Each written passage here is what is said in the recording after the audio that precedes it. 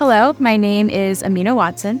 I am from the University of Virginia and I major in chemistry. This summer I'm at UL and Professor Daniel's Functional Foods Lab.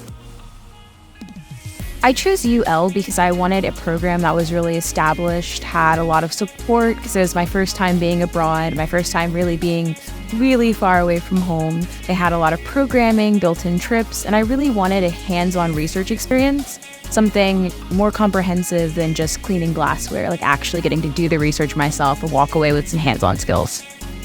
I think I love the most the scenery, and then just the people have all been so energetic and nice. And I feel like it reminds me of like the southern part of the United States where everyone wants to like just sit and talk with you. And I just feel so comfortable and kind of gotten over any culture shock type things. So now I feel really comfortable navigating the buses, and I now know UL really well. It's like a little home away from home.